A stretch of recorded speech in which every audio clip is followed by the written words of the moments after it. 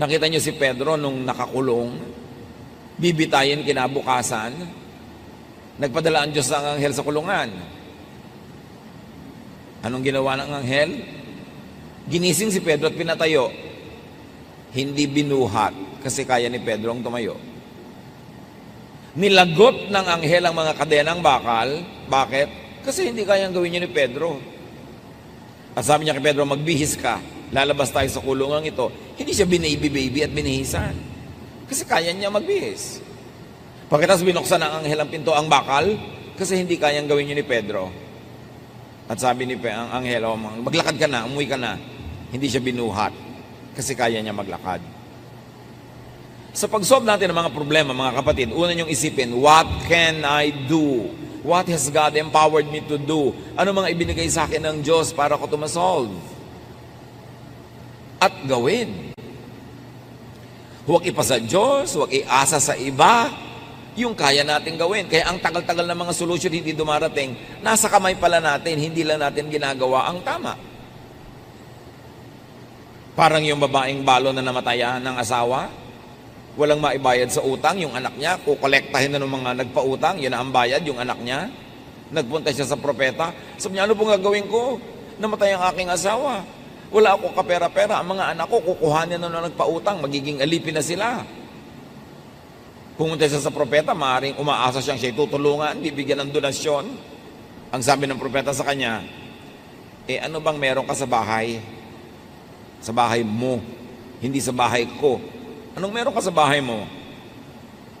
Sabi ng babae, konti pong langis. Walang-wala po kami pero merong konting langis. Sabi ng propeta, o bueno, manghiram ka ng maraming mga palayok, mga jar, sa kapitbahay mo. Isalin mo doon yung konti mong langis. At ginawa nga niya yon. At doon nangyari ang himala. Hindi na ubos-ubos yung langis na isinasalin hanggat may mapagsasalinan pa. Tumigil ang dumalo yung langis nung wala nang masisidlan. So what did that widow have? She had a little oil, and she also had goodwill among her neighbors na nagpahiram sa kanya ng mga lalagyan. What do we have?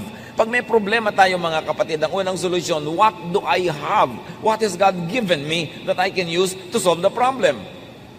May utang ako, kailangan kong bayaran. Ang iisipin mo agad, uy, may savings ang aking ate. Uy, may savings ang kapatid ko, uutangin ko. Meron ka pa naman pwedeng ibenta. Meron ka pang katawan na pwede magtrabaho. Ang iisipin mo agad kung ano ang meron yung iba. Kaya hindi na solve ang problem. Higit sa napakarami natin mga problema, kaya nating lutasin. Nalulumbay ako, nalulungkot ako. Anong gusto mong gawin ko? Mag-sirko-sirko sa harapan mo para ka sumaya? Di pasayahin mo ang sarili mo. May kakayaan kang gawin yun. May sakit ka. Kaya mo namang kumilos. Kumilos ka, huwag mong iasa sa iba. Ang iasa mo lang yung talagang hindi mo na kaya.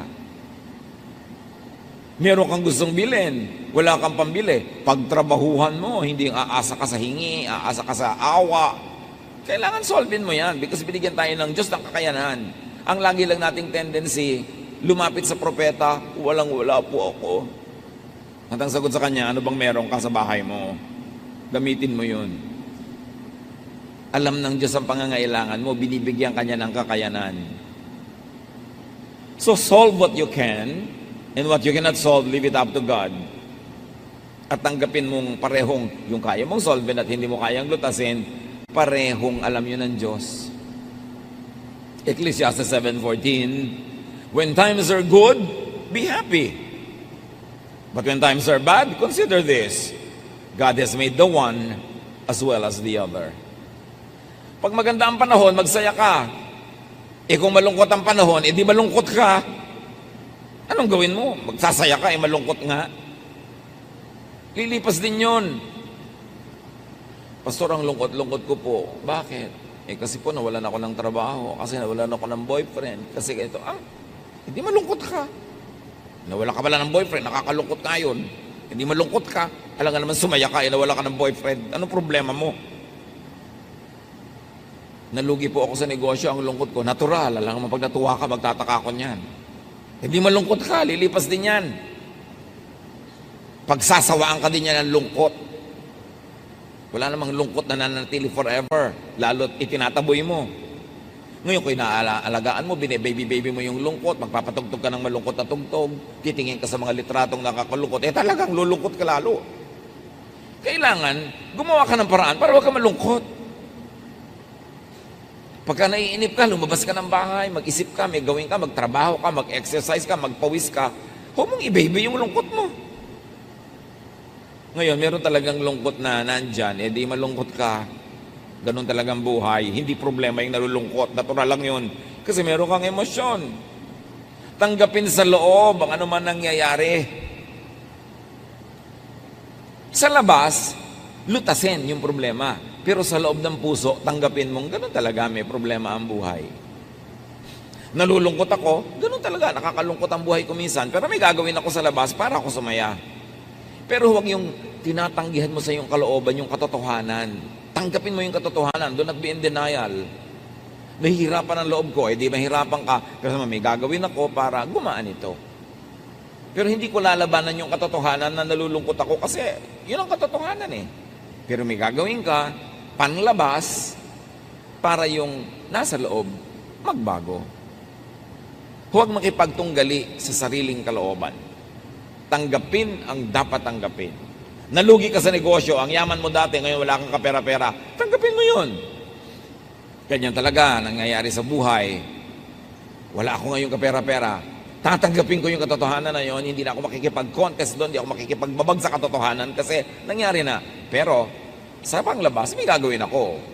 Mamumuhunan ako uli, magnenegosyo ako, maaaring manghiram ako ng puhunan, mamasukan ako, may gagawin ako. Pero sa kalooban ko, hindi ako makikipaglaban sa katotohanan. Ito ang katotohanan ko, tatanggapin ko to. Then buo ang iyong loob, nahaharapin ang iyong buhay para buuin ito uli. Do not problematize what cannot be solved. Huwag mo nang problemahin kung yung anak mo talaga napakahina sa arithmetic. Kahit ipagmudmuran mo siya sa lahat ng bato sa mundo, hindi pa rin siya tatalino sa arithmetic. May mga bagay na tinatanggap kasi hindi mo kayang palitan. Ngayon, hahanapin mo na lang yung iba niyang kalakasan, iba niyang katangian, at doon ka mag-operate. Huwag mong hanapin yung wala. Ang dapat mong tamasahin, i-develop, yung nandun.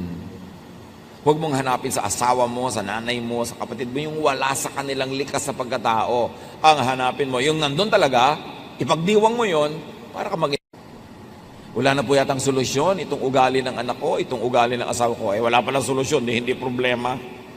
Tanggapin mo para tumahimik ang iyong kalooban. Ecclesiastes 1:15, what is crooked cannot be straightened. What is lacking cannot be counted. Ang talagang liko, hindi maitutuwid. Nilikha talaga yun, sinadyang liko. Huwag mo nang tuwirin. Yung pag tinuwid mo yun, dun mali. Kasi liko talaga yun. At yung wala, huwag mong hanapin. Yung wala, wala. Lalong-lalo yung mag-asawa na ini-expect mo, pupunta sa event, nakita mo, husband lang o wife lang, hinahanap mo pa, nasaan ang wife mo? Nasaan ang husband mo? Gusto mo sabihin, nag-away kami kanina, hindi ko kasama ngayon. Gusto mo pang marinig yun. Huwag ka naghahanap ng wala. Lalo sa mag-asawa. Pag wala yung isa, alam mo na, either talagang may ginawa o nag-away sila. Gusto mo pang uriratin. Bakit wala? Huwag nyo nang hinahanap ang wala. Why struggle? Why stress yourself? Do not problematize a non-problem. Just accept it and live with it. Kahit sa anatomy ng katawan ng tao, meron ka talaga hindi kayang baguhin eh. Tanggapin mo. Ipagdiwang mo. Ang lapad-lapad-lapad po ng noo ko. Paano naman natin pakikitirin ang noo mo? Magbabawas tayo ng bungo mo. Patungan mo ng plato. Lagyan mo ng florera, lagyan mo ng drawing, gawin mo, celebrate it instead of worry about it. Pero mo ang lapad ng noo mo. Pwede ng reflector yan pagka may madilim. So, bakit mo pinaproblema yun? Hindi mo naman kayang palitan. Matthew 6:27, can any one of you, by worrying, add a single hour to your life? Sa pag-aalala nyo ba naman ba, kaya nyo dagdagan kahit isang oras man lang ang buhay nyo? The obvious answer is no. And the obvious lesson is, so why worry? Nasa abroad po ang asawa ko, 1 taon pa bago bumalik, lungkot na lungkot po ako. Di gumawa ka ng paraan para huwag ka malungkot. Kasi hindi pa naman talaga babalik yun hanggang hindi bakasyon. O pauwiin mo na lang, ay naku, paano naman po ang remittance? Yun pala, huwag ka malungkot dyan. May remittance ka naman pala eh. Gumawa ka ng paraan. Huwag yung gusto mo ng may remittance, gusto mo pa nandiyan pa siya at hindi ka pa nalulungkot. You cannot have your cake and eat it too. Maraming lungkot natin, self-made, self-manufactured. Tanggapin mo. Nagpasya kayo na mag-a-abroad siya ng ilang taon, tanggapin mo na ganun yun at magpakatino ka sa buhay, magpakatino siya sa buhay para sa oras ng pagbabalik niya, nandiyan ka pa. O babalik pa siya. Ayusin. Ecclesiastes 8:17, no one can comprehend what goes on under the sun. Despite all their efforts to search it out, no one can discover its meaning. Even if the wise claim they know, they really cannot comprehend it. So sabi nga ng mga kabataan ngayon, do not overthink. Do not always seek rhyme or reason for what happens. Hindi lahat may dahilan, hindi lahat may sense. Meron pang isa, naku, nagkasala po kami ng boyfriend ko. Namatay po yung tatay niya. Dahil po kaya nag-commit kami ng kasalanan ng boyfriend ko. Sabi ko, anong ibig mong sabihin? Ganun ang Diyos. Nagkasala kayong dalawa, pinatay yung tatay niya. Ano naman klaseng pagtingin mo sa Diyos? Di dapat kayo ang pinatay. Di ba? Bakit yung tatay niya? Ba't idinamay ng Diyos? Ano man ang klase mga pananaw yan sa buhay? Namatay siya dahil namatay siya. May ibang dahilan yun. Hindi dahil may kasalanan kayo. At sa lagay, nagkakasala yung kapitbahay, ikaw bigla ang namatay. Marami tayong baluktot na pananaw tungkol sa Diyos. Kasalanan ng mga maling mga pagtuturo at mga pag-aaral. At sabi sa Ecclesiastes 9:11, time and chance happens to all. Sabi, may mga panahon talaga walang rason nangyayari ang mga bagay-bagay, walang dahilan. Swerte-swerte, malas-malas. Yun talagang ibig sabihin ng Ecclesiastes 9:11, ha? Huwag kayong matakot sa word na swerte, malas. Ecclesiastes 9:11, yung ibang version sabi, some really have their portion of bad luck. Yung ginawa ang tama, ginawa lahat ang mabuti, pero hindi pa rin nagtagumpay, time and chance happens to all na yun. Huwag mong sobrang sisihin ang sarili mo, sisihin ang iba, sisihin ang lola mo, sisihin ang mga Kastila, mga Hapon. Talagang nangyayari ang mga bagay-bagay kung minsan na wala namang maisip kang dahilan. Tanggapin mo na lang. Don't overthink. Then do what you can. 1 Samuel 10:7, do what must be done. May kailangan kang kausapin, kausapin mo.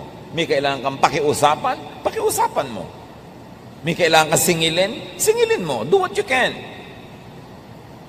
At napaka-importante, do for yourself what the occasion requires. It's the same verse, said in another version. 2 Timothy 1:7, for the Spirit God gave us does not make us timid, but gives us power. Ang ibinibigay daw sa ating Espiritu ng Diyos ay yung hindi nagiging mahiyain ka, dungo, kimi. Ang Espiritu ang ibinibigay ng Diyos ay nagbibigay sa inyo ng kapangyarihan. Kapangyarihan magsalita, kumilos, gumawa, makipag-negotiate para masolve ang yung mga problema at magawa ang mga dapat gawin. Yung nahihiya ako, hindi yan galing sa Diyos. Yung mahiyain, kimi, hindi yan gift ng Diyos. Because it will limit you. Ang Espiritong ibinibigay ng Diyos ay nagpapalakas ang loob. Espiritong nagpapatapang. Hindi para gumawa ng mali, kundi para gumawa ng tama. Para itama ang dapat itama. And then for what you cannot do, seek and get help to solve the problem or to remove or nullify the problem.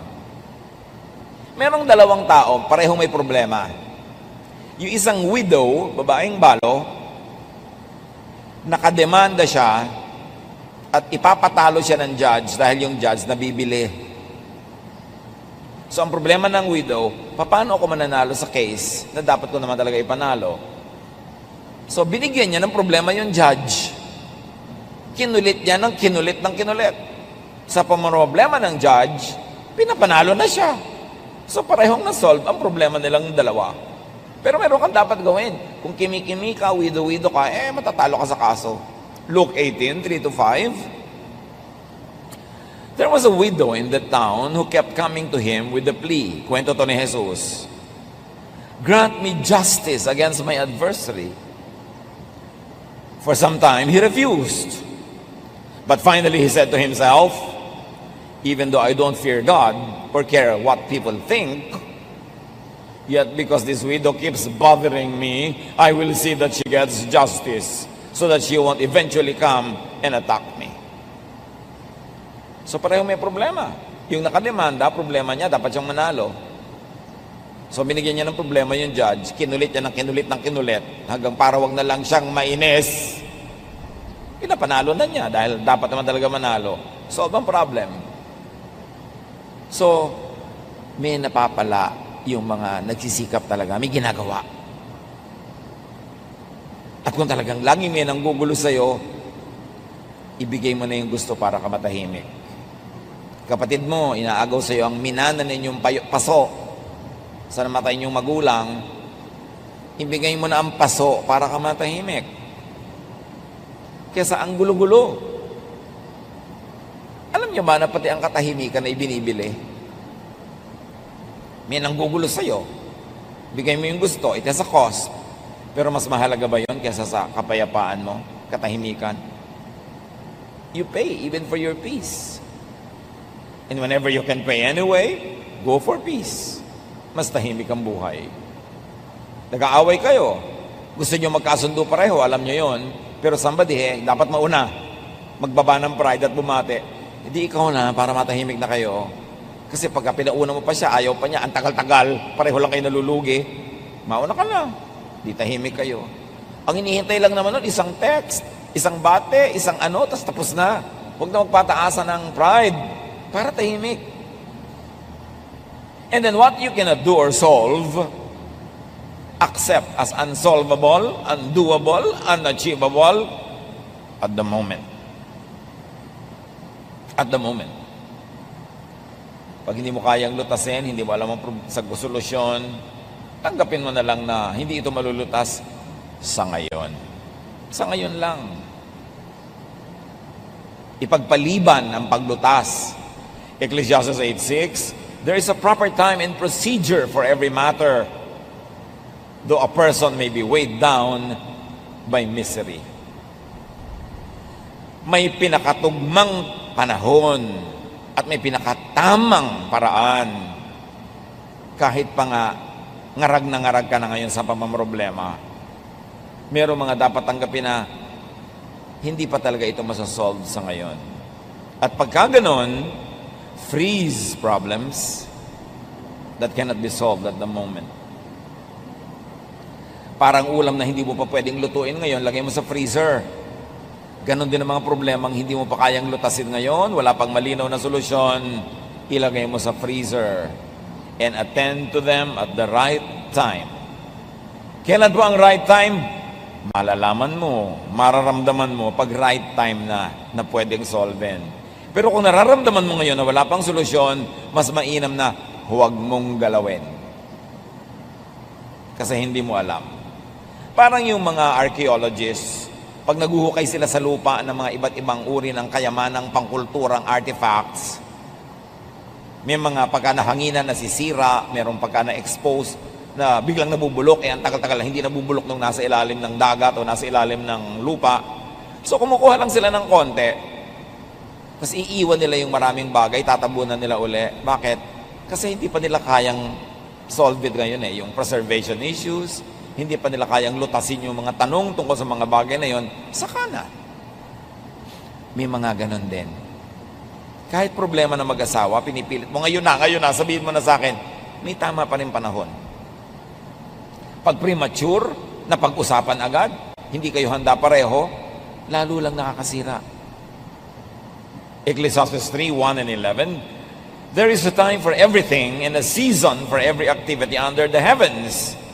God has made everything beautiful in its time.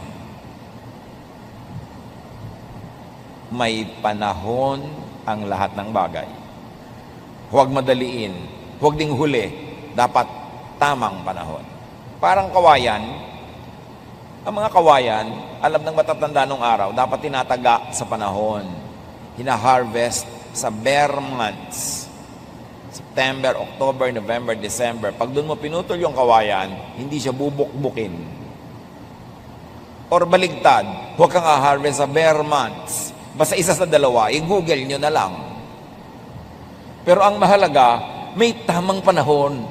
Pati pagputol ng kawayan, may tamang panahon kung kailan mo papagalitan yung dapat pagalitan, sitahin yung dapat sitahin. May tamang panahon para ituwid ang isang maling bagay, may tamang panahon. Hindi lahat ng tamang gawin, kahit anong oras, ay tamang gawin yun. May panahon pa rin. Kaya mahalaga, pag mainit ang ulo mo, galit na galit ka, huwag ka muna kumibo. Dahil definitely, hindi yun tamang panahon. Bakit? Aandar yung init ng ulo mo. Ang uuwian ng usapan, away, hindi solusyon sa problema. Eh di ba kaya mo siya kakausapin para ma-solve? Pero kinausap mo, lalong lumala. Nagbatuhan na kayo ng refrigerator, ng kotse. Ba't pa kayo nag-usap? Buti pa, wag na lang, saka na. May tamang panahon. Pag mainit ang ulo mo, pag galit ka, pag gutom ka, hindi yun tamang panahon. Importante. God has made everything beautiful in its time. Kahit bata, gusto mong ipanganak na, 2 months pa lang, abortion ang tawag doon. Dapat 9 months. Ngayon, 13 months na, sobra na yun. Paglabas, may bigote na. Dapat tamang panahon. Lahat ng bagay. Kaya kahit may gusto kang kausapin, good ba ang timing ko? Tama ba ang panahon? Kasi pag nagtapat-tapat ang mga bituin, ang mga puno, ang mga ilog, sa tamang panahon, madali ang mga bagay. Kaya alam mo, pagka mali ang panahon, hirap na hirap ka. Kahit magne-negosyo ka, laging hirap na hirap ka, baka hindi ito ang tamang panahon para magnegosyo ako ng ganitong bagay. Kasi pag tama yung panahon, maluwag, madali. Be still when you don't know what to do. Let God move.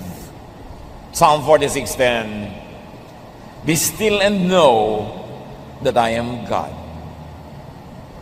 Pag lagi kang may ginagawa, lagi kang busy, lagi kang maingay, hindi mo nadidinig ang Diyos.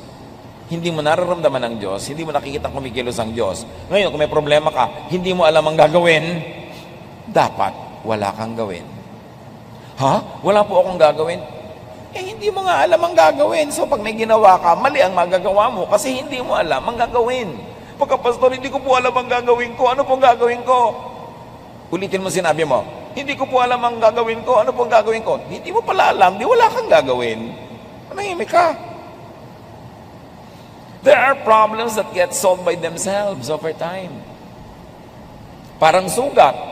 Hayaan mo lang yan, gagaling yung mag-isa. Huwag mong kutkutin every day. There are problems that get solved by not solving them, by not interfering with them. Andar yan mag-isa, hahanap yan ng solution. There are problems that get solved with the passing of time. Panahon lang pala ang makakalutas dyan. Hindi pakikialam natin, panahon. And there are problems that get solved with the rearrangement of the universe. Okay, inaasma ka lagi, pero buwan kasi ng mga pollen. Pagka pala hindi na buwan ng mga pollen na lumilipad sa hangin, mawawala na yung asma mo. Nasosolve sa paglipas ng panahon. And there are problems that get worse pag pinakialaman mo sa maling timing. Tandaan niyo mga kapatid, pag walang magandang option, pag walang katanggap-tanggap na choice na gawin, be still. Don't do anything. It is the best. Siyempre, dapat ka makiramdam kasi baka naman dapat may gawin ka na, wala ka pang ginagawa. At kung kailan wala kang dapat gawin, doon ka may ginagawa. Mali ng mali. Dapat ang tao nakikiramdam. Be discerning. Be spirit-led. And if you are not gifted with great discernment, magpapayo kayo, humingi ng tulong sa mga taong gifted with discernment.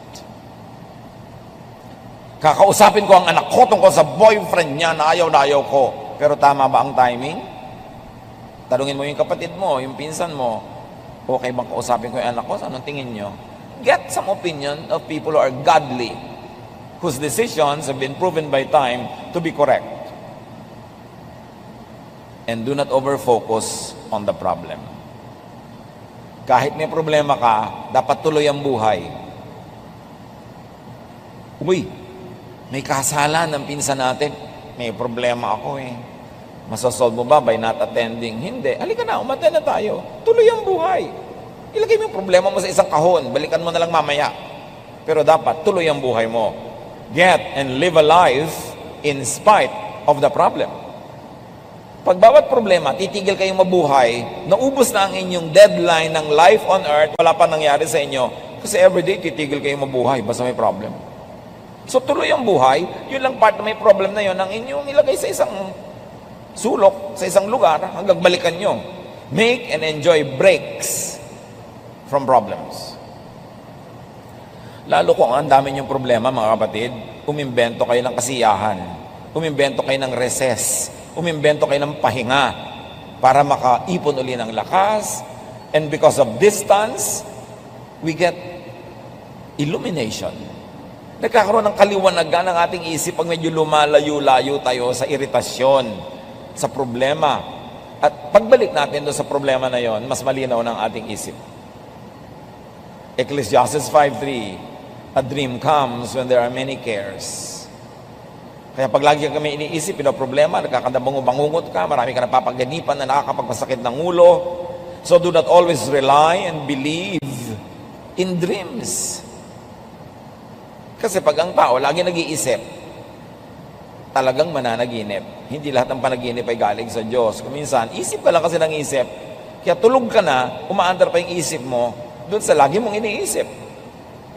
Hindi naman common at pag natutulog ka nga, nawawalan ka ng control sa brain mo eh. Umaandar siya mag-isa. Kaya yung mga laging pinag-iisip mo, habang gising ka, aandar yun. Pag nananaginip ka, hindi lahat yun galing sa Diyos. Isang guni-guni. Bungang isip. Kaya kailangan ng tao, mas may problema tayo, mas gumawa tayo ng paraang sumaya. O sumaya-saya man lang kahit konti. Magkaroon ng pahinga sa pag-iisip. Ecclesiastes 7:8, go, eat your food with gladness and drink your wine with a joyful heart. For God has already approved what you do. Always be clothed in white and always anoint your head with oil. Ang sinasabi lang wear something comfortable. Wear something you feel good and you look good in. Relax. Be comfortable. Look good. Feel good. Yan ang armas mo sa pagharap sa maraming problema ng buhay. Lumikha ka ng saya kung hindi ka masaya. Para maputol yung tuloy-tuloy na lungkot. And remember to benefit and learn from problems. Everything that happens is a blessing to those who love God and are called according to His purpose. Because problems are great teachers. Yun nga daw mga batang lumaki na maraming pinoproblema. Huwag lang yung talagang sobrang problemang nakakasira na ng isip. Yung maraming nilutan sa problema nung maliit pa, yun ang matitibay paglaki. Yan ang mga mahuhusay ang pagkatao, marunong makiramdam sa kapwa, marunong makisama. Kasi maraming pinroblema.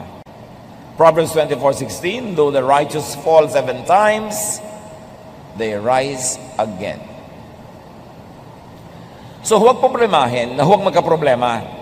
Ang ating problemahin ay how to be righteous. Because when the righteous fall, though they fall 7 times, they will always rise again.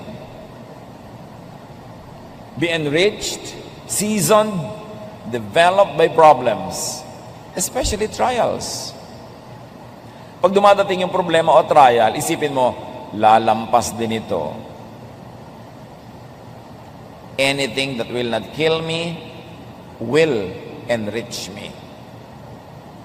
So pagka hindi ka napatay ng problema, edi ikaw ang nabuhay, pinayaman ka at pinalakas ng problema na yon. So malilipas din ito. Mga kapatid, pag dumadaan kayo sa sobrang dilim, sobrang bigat, sobrang hirap, sabihin nyo ito, this too will pass. Lilipas din ito. Hindi ito forever. James 1:2-4, my friends, be glad even if you have a lot of trouble. You know that when you learn to endure by having your faith tested, but you must learn to endure everything so that you will be completely mature and not lacking in anything. Sabi, ikatuwa nyo, pag may dumarating na mga hirap at suliranin at pagsubok. Kasi pag napagtagumpayan nyo na yan, you will end up better, richer, wiser person. Anticipate nyo na malalampasan nyo yan. At pagkalampas nyo, better na kayo dapat. Problems can make you better or bitter. Pwedeng maging mapait ang pananaw nyo sa buhay o pwedeng napaganda ang inyong pagkatao. The same heat that melts the wax hardens the clay. So the same problem na nakakagupo sa iba are the same problems that can make you stronger. Turn your problems into blessings by being strong, by doing the right thing, by not doing what should not be done at the moment, and you will end up winner.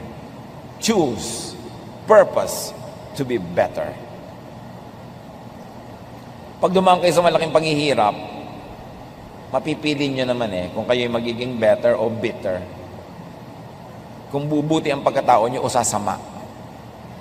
Kung kayo nakaranas ng sobrang gutom, makakapili kayo kung magiging maramot kayo pagkalampas noon o lalo kayo magiging mapagbigay kasi ngayon nauunawaan nyo na ang mga nagugutom.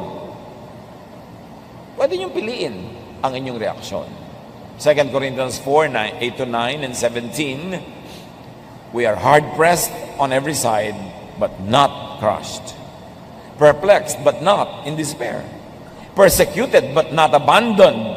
Struck down, but not destroyed. For our light and momentary troubles are achieving for us an eternal glory that far outweighs them all.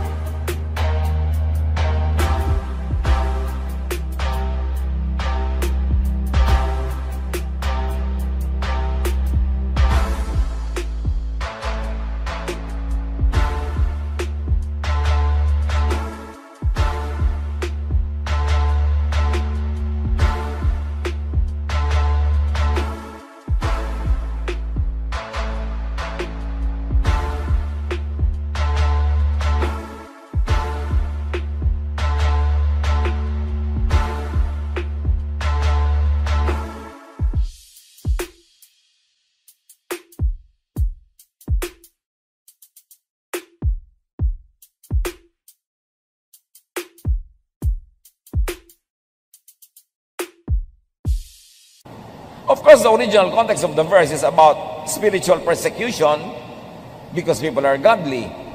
But the universal idea behind this verse can be applied in our situation anywhere, anytime. Oo, may problema ako, pero buhay pa ako. Nabibigatan ako, pero hindi pa naman ako durog. May pag-asa pa ako. Ang lahat ng ito, God will turn into blessings and strength for me basta lampasan ko lang. Using God's methods, doing it God's way. Philippians 4:12-13, I know what is best to be in need. I know what it is to be in need. And I know what it is to have plenty. I have learned the secret of being content in any and every situation. Whether well-fed or hungry, whether living in plenty or in want, I can do all this through Him who gives me strength. So sa meron at sa wala, sa marami at sa konti, sa malamig at mainit, sa hirap at ginhawa, Malalampasan ko ang lahat ng ito dahil pinalalakas ako ni Jesus. Yan ang dapat huwag lilimutin. And then avoid and minimize possibilities of having problems. Kanina, how to face problems. Ngayon, paano nga pa ba natin mapapakonti ang posibilidad na magkaroon tayo ng maraming problema? O matalo tayo ng problema? 1. Empower, strengthen, enrich yourself. Ang daming problema, pera lang ang katapat. So, para maghanda tayo sa mga darating na problema, make money. Save money, invest money, earn money. Kasi maraming problema talaga may katapat na peso sign. Ecclesiastes 11, 1-2 or 6. Ship your grain across the sea. After many days, you may receive a return. Mag-export ka daw, magtinda ka. At pagkalipas ng ilang araw, may tubo ka na. Invest in 7 ventures? Yes, in 8. You do not know what disaster may come upon the land. O mag-invest ka pero mag-diversify. Magtayo ka ng maliit na tindahan, mamuhunan ka, mamasukan ka, ganito, magganon ka. Marami kang gagawin. Kasi hindi mo alam kung saan ka tutubo at kung ka malulugi. Alin ang magkiklik, alin ang hindi. Do not put all of your eggs in one basket. Kailangan, marami kang pwedeng asahan. Kasi sabi, hindi mo alam kung ano mga darating na mga hirap eh. Pag marami kang paa, mas mahirap ka matumba. Kaya dapat, marami kang haligi, marami kang pinagkukunan. Sow your seed in the morning, magtanim sa umagang-umaga, and at the evening, let your hands not be idle. For you do not know which will succeed, whether this or that, or whether both will do equally well. So sa umaga, habang hindi pa mainit ang araw, magtanim ka na. At pagkatanim mo, mainit na ang araw, nasa bahay ka na, hanggang gabi, maghabi ka, mag-wood carving ka, magluto ka, magtinda ka, may gawin ka pa. Huwag mo lang asahan yung itinanim mo ng umaga, tapos matutulog ka na maghapon. Dapat marami kang ginagawa. Sabi ganon, kasi hindi mo alam kung alin sa mga ginagawa mo ang magtatagumpay. May mga anak ka, in-invest mo na lang sa isa, pinabayaan mo na yung lahat. Pero sure ka ba na yung isang yun ang magtatagumpay? Hindi natin alam. Dapat, investan mo lahat. Mahalin mo lahat. Kumisan ka, yung hindi mo pa inaruga ng bata, yung pa ang mag-aalaga sa'yo, pagtanda mo eh. Hindi mo alam. So maging nice ka to everybody. Hindi mo alam kung sino sa mga tao sa paligid mo ang tutulong sa'yo pag nangailangan. Kaso, tulungan mo sila ng tulungan habang kaya mo. Hindi mo alam kung alin sa itinatanim mong buto ang tutubo. So, damihan mo ang tanim. Para masiguro ka. Kasi sabi nga natin, maraming problema, pera ang katapat.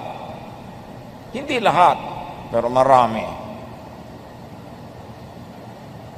Make money. Yan ang magandang preparasyon para pagdating ng problema, may lakas ka. Ecclesiastes 7:12, wisdom is a shelter as money is a shelter. Nakakakanlong ka sa karunungan, nakakakanlong ka rin sa pera. Mabuti na yung maraming pera, may karunungan pa, marami kang kanlungan. In Ecclesiastes 10:19, money is the answer for everything. Siyempre, may exaggeration involved, pero ang laki ng truth. Pera lang ang katapat niyan. Marami ka ng problema, di ba? At lagi nating sinasabi mga kapatid, kung ang problema ay may price tag, solvable. Ang mahirap na problema yung walang price tag.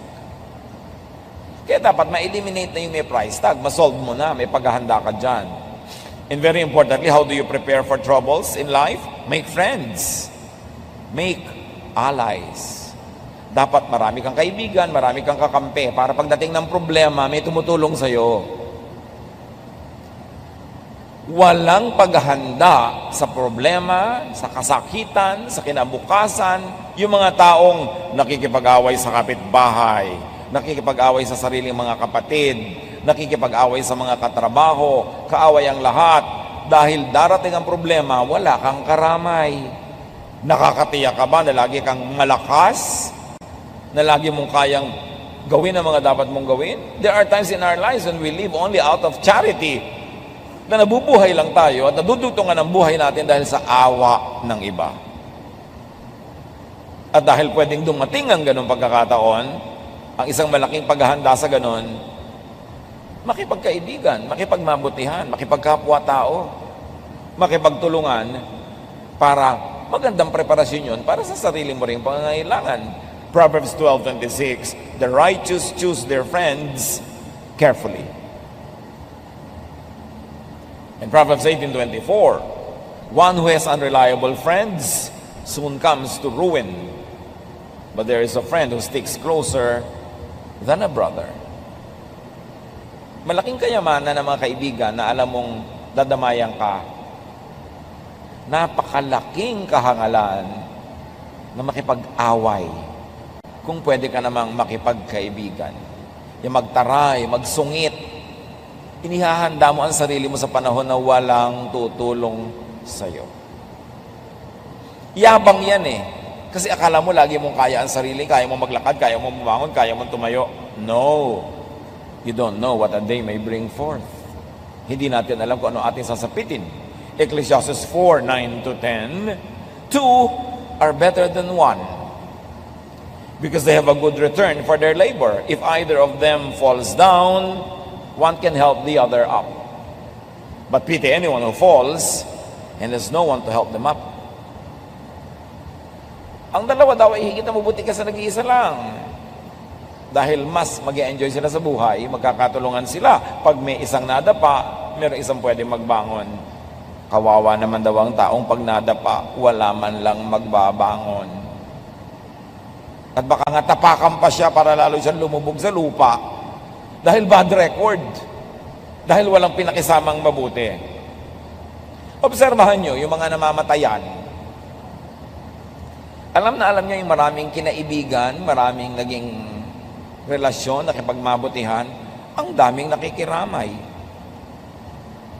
At kitang-kita mo yung ano ba naman itong mag-ina na to na namatayan ng tatay at asawa. Wala man lang ni isang tao dito sa lamay. Wala kaya silang pinakisamahan? Hindi ba sila nakipagkaibigan kahit sino man?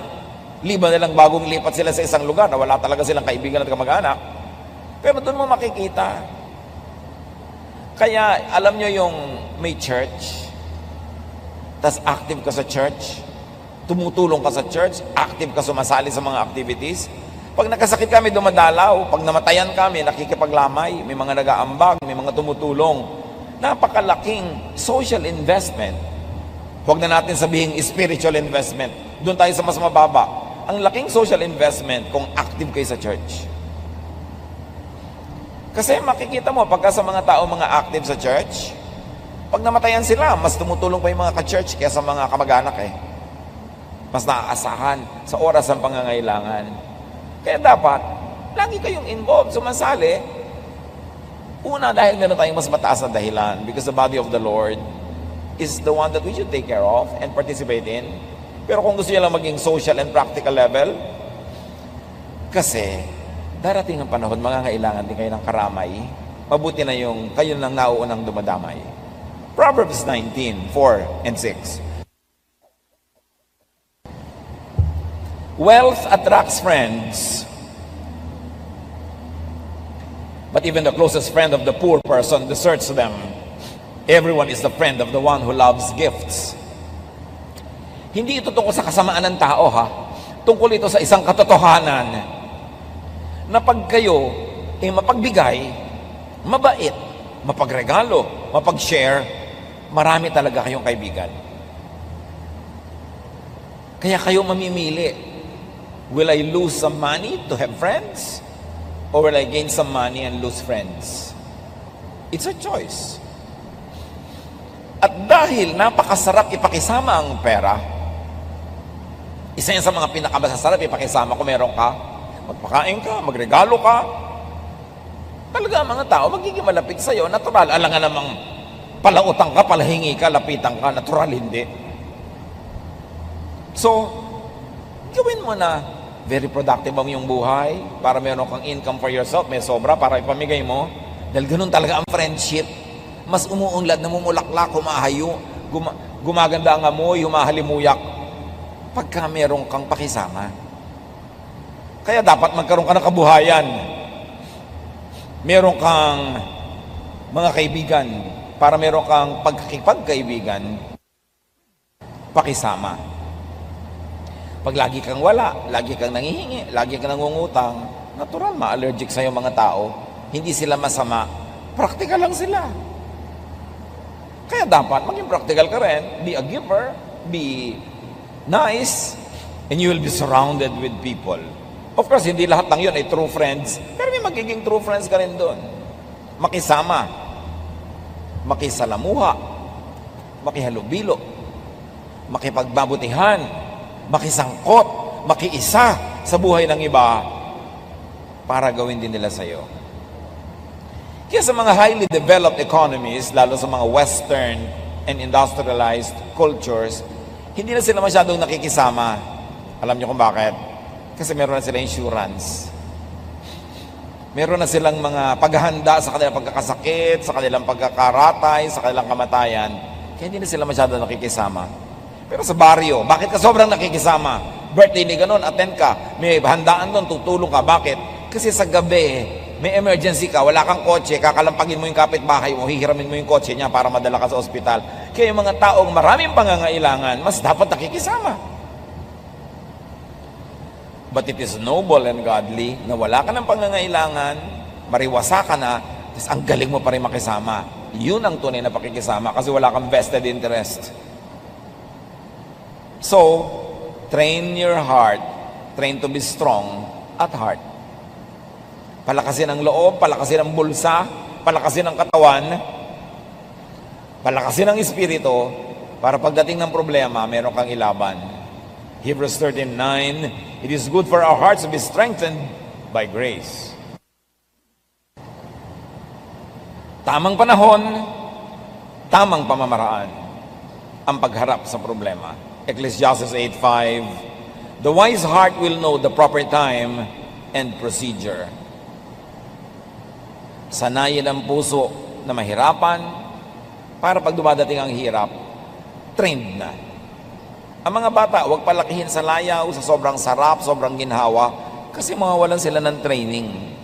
Pagdating ng mga tunay na problema, marupok, mahina, madaling bumigay. Ang laki sa layaw, karaniway hubad, sabi ni Balagtas, sa bait at muni, sa hatol ay salat. Masaklap ang bunga ng maling paglingap, habag ng magulang sa irog na anak. Dapat tinetrain mo ding mahirapan, mapagod, magtipid, kahit may pera kayo. Kahit meron kayong mga katulong sa bahay, kailangan meron silang assignment, malinis, magligpit, mag-ayos-ayos, para train sila sa buhay. And remember, do not be too emotional. Walang nakakalutas sa problema, sa drama, sa iyak. Nalulutas yan sa pag-iisip at sa social network at syempre sa guidance ng Panginoon. At kung maraming problema o darating pa lang ang problema, get a boost. Magpasaya ng magpasaya sa puso para pag dumating yung mga lungkot, marami kang mawi-withdraw na happiness, hindi ka masisiro balance. Proverbs 12:25, anxiety weighs down the heart, but a kind word cheers it up. Mga kapatid, pag tayo ay may mga kasama na may problema, a kind word can go far. An unkind word can destroy whatever is left of their strength, but a kind word will always boost them up and help. So be kind sa mga namamroblema. Maraming namamroblema, nagdidilim ang isip, nalilito, be kind. A kind word will help. Pray with people who have problems. And whenever you can help, help. You don't know when it's your turn to need help. Dear Lord, we thank you that you are there in our hearts, you are there in our midst, you are here with us. Paglinawin niyo pong aming isip. At sa sandaling ito, dalangin namin, Panginoon, mga kapatid na namamroblema, bigyan niyo po ng linaw ng isip, lakas ng loob, at mga makakatuwang makakatulong.